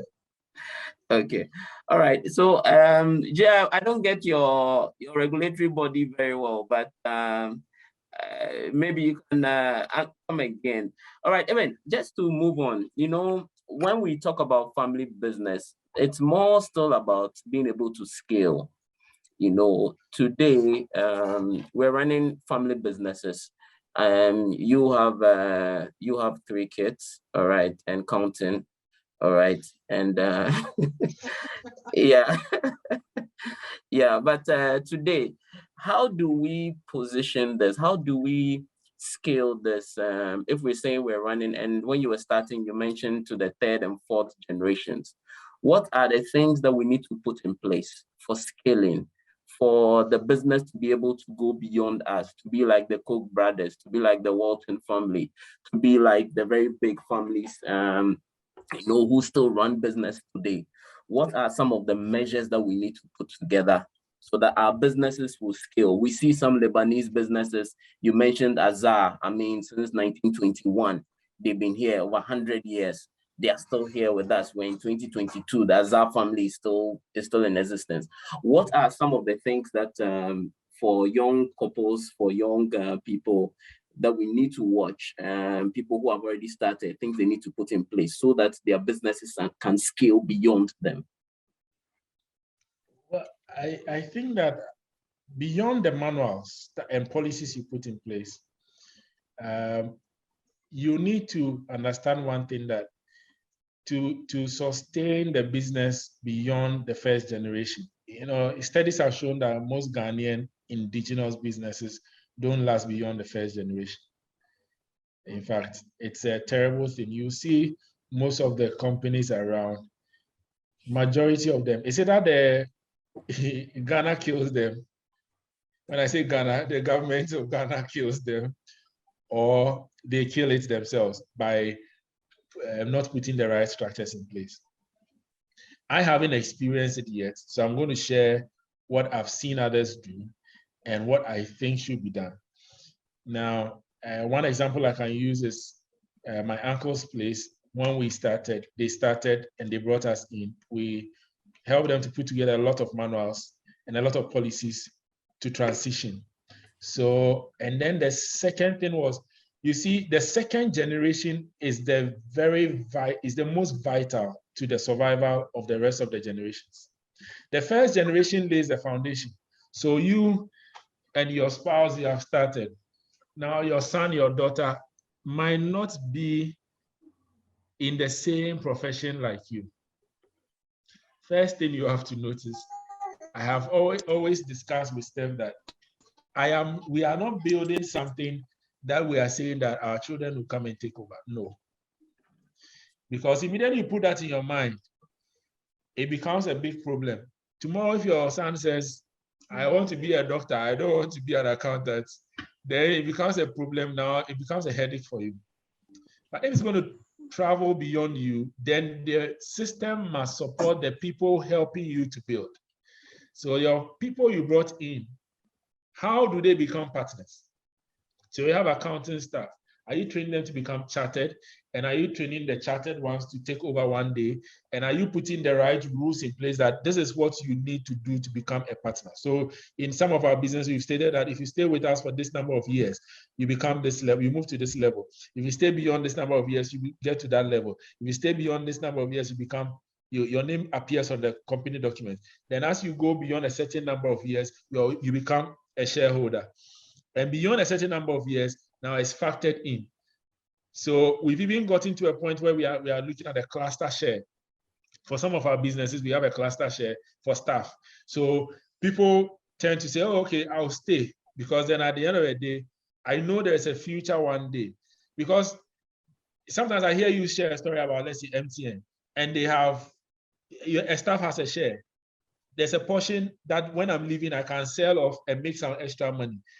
How can I introduce to my company? So immediately I also develop something like that.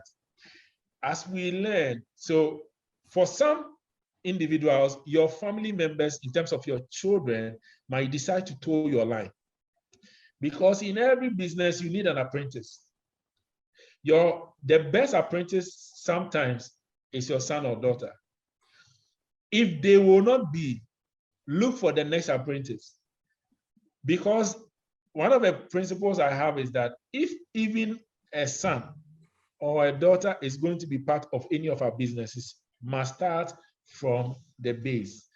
Entry point, learn it, get up the skill, and then we go. The other thing also is that involve other organizations that provide support for scaling up.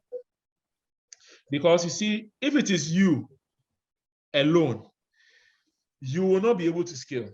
If you have no board, especially if you are limited like this, if you have no board, active board, you will not be able to scale. You might not have an active executive board, but you might have an advisory board that will be able to advise you.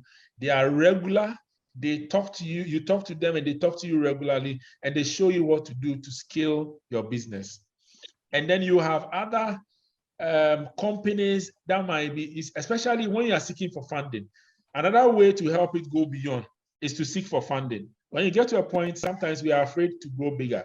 So as for instance, we are looking into some of these things that, look, we are not going to do business where it's only the two of us again. Involve friends, involve other people who have capital. I need 100,000, I need 1 million, somebody has it. Okay, bring the person on board, write the rules down, agreement, and then that person also coming on board helps your business go beyond just the first generation. You see, so these are some of the things that, from what I've seen, from organic to inorganic. Organic, like my uncle's own, the daughter is now administrator. She did health sciences and then did health management and has done all masters and PhD in that because he wants to come and manage a hospital. Unfortunately for him, the son is a medical doctor now, and the son has chosen to specialize in the father's area. And so it is easy for them to grow that hospital from the first generation to the next. And some of these things, for instance, myself and my cousins had discussed this even in JSS, that look, if your father's hospital is coming up, okay, why don't you toe the line of your father? And so the conversation started, and now you have like 10 cousins in the medical field, and all of them can easily go and add to this and grow. You see, so it all depends on how you start the conversation. So if you know your children are interested, like ours, our children are interested in what we do. They ask questions. They are below 10 and 10 years. So they are asking questions. What do you do? What is Tupperware? What is this? What is that? What is skill? They are getting interested. But for now, none of them wants to do anything that we do. For now, all the professions they want to do is not accountant, neither is it marketing. They are towing different lines, but you never know.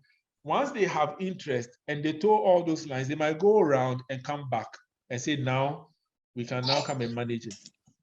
So that's how you can do it to also move it to the next level after your time. All right. Okay. So maybe this might be my last question before we go to the audience. We just have about 15 minutes and then we'll be off this call. So, Eben, thank you very much. Just to recap what you said, you know, you made a very important point that our children may not necessarily be taking over our businesses. And I think it is something that whilst we are trying to scale, you know, we must be quite aware of that they may want to tow other lines, and it's okay. They may not necessarily do what you're doing. And we must know that in scaling that other people may be. So in that case, you must build a system that supports what you're building. And that was the second point you made, that make sure the system supports what you are building. And then also with the current partners that you have, as you said, is that we must draw clear paths for them to grow in the business. All right. So if I think the accounting companies and the law companies and like you said, some of the corporate companies, they have set up parts, you know, so that if we are growing together, we are moving on together. From this, you become an associate. From after this number of years, you become a partner, you become a director, you become a shareholder. And those parts are very clear because we just don't want to build businesses, build institutions, and then they fade away. And then also you mentioned about starting your children, you know, we might want to start our children quite early. You know, like you mentioned, I mean, Kofi and the team over there, they will ask, what is skill? What is this? What is that? And the point is that we are developing. And just to add maybe a point from here as well, I think that's what we see with the Lebanese companies, with the Arab companies, with the Indian companies. On vacations, we see them always at the company. By the time they get there, you know, they already know the business. All right. Where I grew up next, or in our area, we had quite a number of Lebanese. And on vacations, they are all at Okanshi selling tires, selling this, selling that. Many of them did not continue to any school at all. But today, I mean, when you look at them, when you see them, they are running big business because their apprenticeship started early, Right. And then you also mentioned about having a board. I think it's one of the things we really sort of don't look at, having oversight. I mean, as a family, who is coming to control us? Means husband and wife, we are the board, and nobody else can talk about anything. And I think those are, yes. And then you also mentioned about seeking sustainable funding and then involving other stakeholders. So those are the points I picked up. I think that that was, I think I had the last question, but in doing the summary, I probably have, I can't find the last question again. Let's see, Susie, do you have any questions online? Yes, so I don't see any questions in the chat, but there are a few questions that I sent to Eben earlier on, which I'll just ask. So Eben, I know it's been many years now since you became an entrepreneur. Is there something that you do differently if you were to start today? If you were starting all over, Eben, I mean, would Steph still be your partner? Would, in terms of business, what would you do different for? I know there's quite a number of single people here. I see a number of them, Caleb and all. I mean, what would you do different in terms of if you were starting afresh? What would you advise for somebody who wants to say, I want to start, but I want to run it as a family business? What would you do differently? In other words, what are the lessons that you have learned on the way that you can share with us? This is a loaded question. Lessons. Number one, okay. And yeah, well, not really have money before you start, but yeah, that's one very important. Start before you marry. You know, I have in my book that I'm writing is there, how to start before you marry. Start before you marry, because really, I have a friend, Ima also knows him, in Jogo.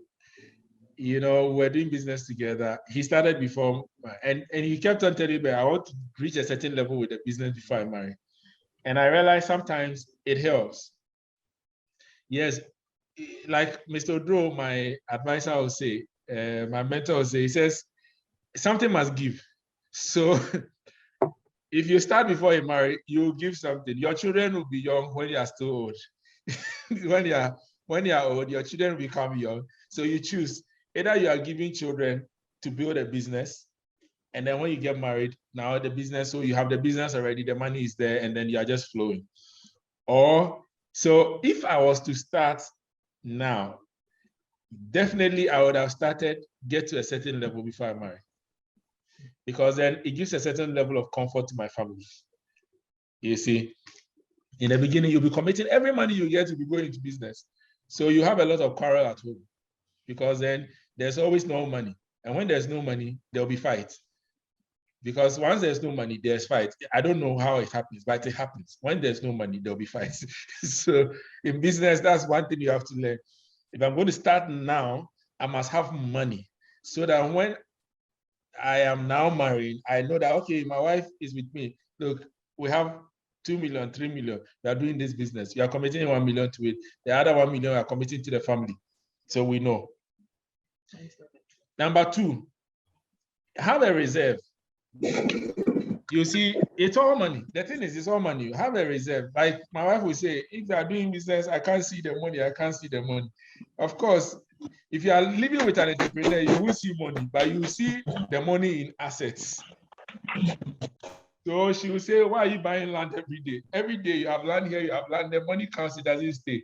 So you say, you have what, 70 acres of land. And today, where is the money? If I want money today, will I get it from the land? No. So have a reserve, so that at the end of the day, don't go and commit all the money to start the business. If I'm starting today, I won't commit all my money. I mean, I've had losses because I committed everything, and then the losses were swallowing me. I mean, I started marriage with losses. Not borrowed money for wedding, no, but money for business that I had not finished servicing, and I decided to jump into marriage, and then also trying to service the money at the same time. So at the end of the day, the stress in that was quite heavy. So don't start when you don't have a certain level of reserve. Also, build confidence, let people build confidence in you to give you money. When you start with other people's money, It helps you become responsible. When it's your own money, you can sleep and wake up at any time. It is my money. If I work or I don't work, it's my money. But when other people's money is there, like a business I started with some partners, and I know it's other people's money. Now I see the product there, and when I see the product, I can't sleep because at the end of the day, it's other people's money that you are using to run the business. So the sense of urgency is there. So if I'm starting all over, I wouldn't have started with my money. I'll keep my money rather in the bank or investment, go for other people's money, use it so that I become more responsible and more careful in giving money. That's how nowadays I'll say, oh, I don't have money in my pocket to walk around. Because when I keep it around, everybody that means you will give to the person because you are sympathetic to the person's need, you know. So these are some of the lessons. And then don't use money that is not yours for the purpose you have not explained to the person that the money it belongs to. One of the big lessons I learned, because my first major, before we got married, my first major debt was as a result of using money that belonged to myself and my business partner and gave it out as a loan to a friend. And then the friend defaulted. And this partner has come down and says, I took a loan in the US for us to do this. So I need the money back. And the money was not ready. And it became a police case. You see? And then number 5, don't guarantee for anyone. In fact, the Bible even says it. Because that was also a business. I did a business with one young lady who didn't have much experience in business. And then decided to guarantee. I didn't even know. I had a good relation with my bankers at that time. Very good relation. I didn't need collateral to take a loan. So this person, I introduced the person to my bank. I said, oh, this is one of my new partners who are going to do business with. So we're trying to do this and that and that and that. Then the person goes back and goes to the bank and says, oh yeah, I'm doing this with Eben. So I need this loan. When it comes, we'll use it to do that. And then I went into guarantee. I said, okay, yeah, we'll use it to XYZ. But the money went into her account. And then when the money went to the account, she took it and did whatever she wants. And the business never materialized. But I guaranteed with my account. So at the end of the day, the money, the person who was paying for the loan was me. From that day, I took a decision. Never enter into business with anyone and introduce the person to your bank and say, any loan she wants, give her. Hey, are you government of Ghana? So from that day, my lesson is I will never guarantee for anyone, whether friend or family. If I'm guaranteeing that I know that money, even if you don't pay, I will pay. Yeah. So that's what I will say for now. Okay, Evan, and I would want to add, because maybe I've known Eben and Steph maybe for the better part of, I don't know, maybe since probably not late teens, but yes, late teens, thereabouts, yes. Eben, Steph earlier, but Eben from late teens to now we've been, I would say also, staying true to who you are. I think Eben has stayed true to who he is. So for those who would want to start, you must know yourself. Eben has sold everything in life. Eben has been a marketer, has been a seller. I remember those days we were doing Forever at Circle and everything. And I said, Eben, me, I can't sell. I don't sell. And Eben will come and say, no, I don't believe in it. And I think where he is as a result of persistence and tenacity, and also surrounding himself with the right people. And I'm also saying that to let everyone know that you must also know which lane you are in. Not all of us may be in the lane, but with the right partnership. My wife is very strong at some things, so I leverage on that. I mean, we come together, maybe we have partners who are strong in other things, and I think we will have to leverage. And Eben mentioned one man who has mentored all of us, Mr. Dro. And I think that's also one important thing for all of us who are starting. The mentorship process. I mean, I think we can't have enough. He's mentioned quite a number of people we work with, people who taught very hard lessons. I mean, the Mr. Kolaches of this world, Mr. Dross of this world. We've learned a lot from the Mr. Incomes of this world and co. They've all been very influential in our lives. And I think you need to identify, we need to submit to listen to mentors. Even at this stage, we are on this call and we are learning. I'm taking notes like it's the first time. I mean, because there are lessons which Eben has learned, there are lessons which we can share, which I think all of us, irrespective of where we are, we can take and then move on. All right, we're just left with 3 minutes. Maybe we'll just throw. Is there somebody with a question? And then we'll give Eben and Steph maybe the last 2 minutes. We really want to be out of here on the dot at 9. Before my chairman would give her closing remarks. Our next webinar, God willing, would be in September, October. Okay, in October. So that's it. But is there any question, or the questions have been exhaustive? I believe you've asked your questions. All right, I don't see any hands. I don't see any. Thank you very much. Eben and Steph, can you give us in the next 1 minute what you would want us to know on running family business? Something you've not said, something you want us to know, basically. So please, you have the floor. Thank you. Okay, before Steph comes in, I think the guest engineer, okay, he's how does one go about we are the host. You can't ask questions or yeah, how does one go about obtaining a franchise as an entrepreneur? Is it even possible? Yeah, it is possible.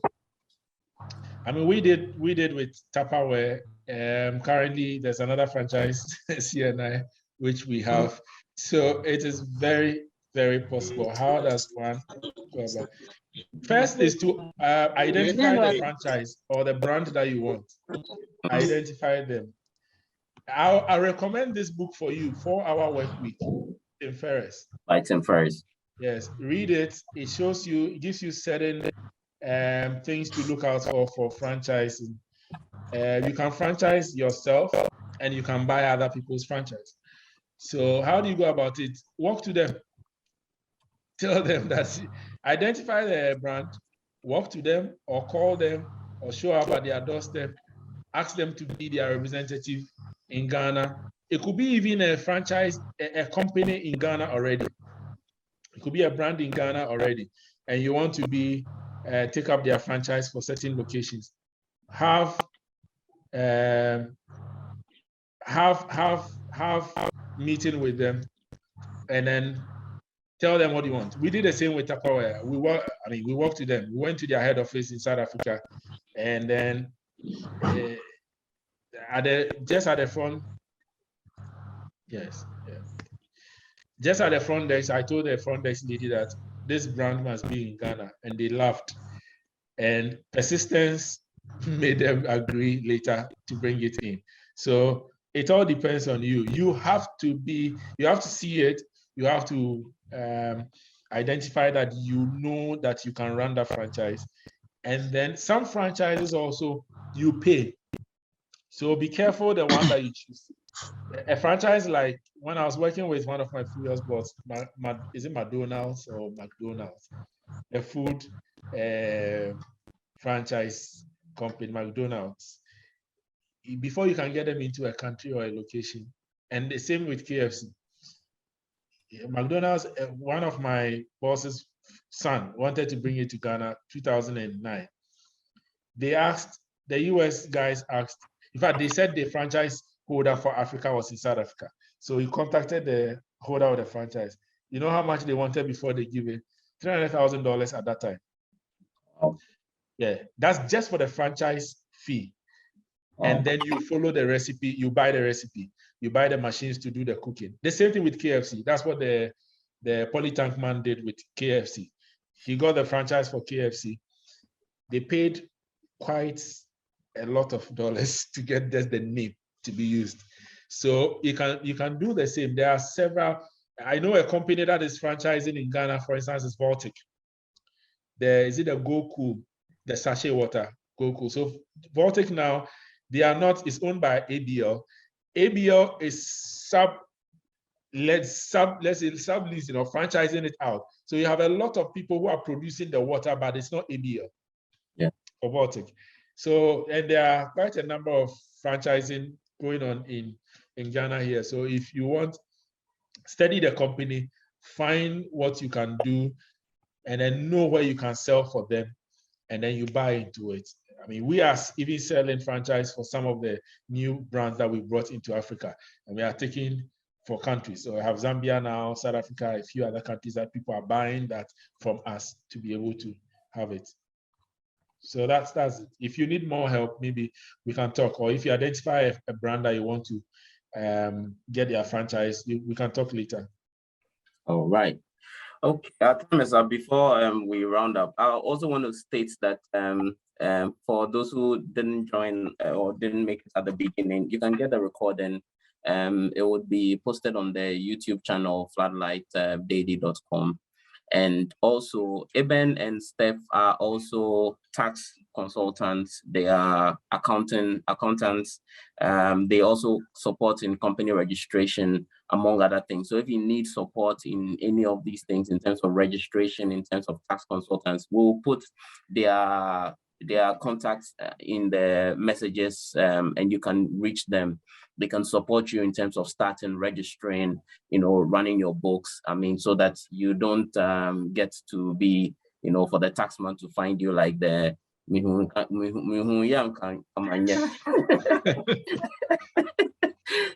no, so that at least we know right from the start the taxman will find you. So I think this would be my last. We appreciate all of you joining. This will be my last statement. Susie, you can have your. All right. Jesse, thank you very much. Thank you so much, Steph and Eben. It's been wonderful having you with us on this call. And thank you so much for all of you who have stayed through this 2-hour period with us. My takeaway definitely has been on the attitude or the virtues that an entrepreneur should have in Ghana, especially, that you should be honest, all right, and that you should report yourself, regularly to those who have given you funds to do the work that you're doing. As Emmanuel said, my co-host and my husband, we would be loading this interview onto our YouTube channel for Floodlights Daily. We'll do a bit of editing and then we'll load it on in a couple of days. And we'll share it on the various platforms where you saw this message so you can access it. And we'll put the links to their companies, Q and Ren. We'll put the links to their companies in the description section of the video when it's uploaded, so you can just access it from there. So we'd be so grateful. This has been brought to you by flatlightsdaily.com, your faith and family blog. I've been on this webinar with my co-host and my wonderful husband, Mr. Emmanuel Akutu, who did most of the talking today, interestingly. And left it for the men, it's okay. Yes, we did, didn't we? And we have been with Ebenezer and Stephanie Sego, our very good friends. And until next time, stay blessed and God be with you. All right. Thank you very much. Thank you very much. And thank you all for joining. We see all of you, Auntie Pat, Beatrice, Mary, Florence, Mami Adwa. We see some all our Tupperware people too. Yes, thank you, Tupperware people. I see Linda, thank you for coming. Yeah. Yes. And yes, Cecilia, we see you. Mr. crying a long time. Mr. Kofi, Akosia. Yes, and my mom is here as well. Yes. Mama, thank you for joining. Madam Mata J and Mr. William Ajay, we see you. Thank you very much. Judge Malika, we see you. Good evening, please. Yeah. Oh, Ima, Mrs. Tando was on, Pastor Texman's wife. Oh, I see. Yeah, yes, she was I saw a Tando. Is it? I think it's Josephine or no, Florence. Florence. Okay. Yeah. Okay. Wow. We see all of you. Thank Michael, David, Cynthia, Christy, all of you. We say thank you very much. Yes. God, Amma, we see all of you. God willing, we'll meet. Mr. Evangelist, Danso, we see you. Yes. Jesse, long time. Yeah. Tina, thanks for coming and staying. Sally, good evening. Yeah. Rosalind. Yeah. Gloria, it's good to have all of you. We so Thank much you all for appreciate. coming. Yes. Teddy, is it Babs? Good evening. All right. Vera, we see all of you. Thank you so much. Yes, all right. Evans, thank you so much for staying with us. God bless you all. We'll not be here if you were not here. Yes, Thank thanks you for spending staying. your time here. Yeah. All right. Thank Maria. you too. Thank you so much. Auntie Florence, good evening. You're welcome. Yes, thank you very much. Yeah. Baba. We've learned a lot. God bless you. God bless you too. Thank you. Thank Amen. you. Alex, I see you. Christy, I see you. We see you. All right. Okay. Thank you all so much. And let's have a very wonderful. We'll see you, God willing, in October. All right. We didn't say a prayer. Okay. All right. We didn't say a closing prayer. Maybe for those who are here, we can just say a prayer. Our Reverend Minister and host. They're gone, I think. Anyway, so all right, we can still say a prayer. Yes. Father, we thank you. We're grateful for seeing us through. Dear Lord God, we thank you for a successful session. We pray, dear Lord God, that Father Lord would go to practice. Your name will be glorified, will be transformed in Jesus' name. Amen. Amen. All right. Thank you. All right. So have a blessed week. God bless you. Be ending the call. Okay, bye-bye. Ima and Susie, good to see you. Bye-bye. Hey, Jesse. God bless you. Bye-bye. Bye. All right. Thank you. Bye-bye.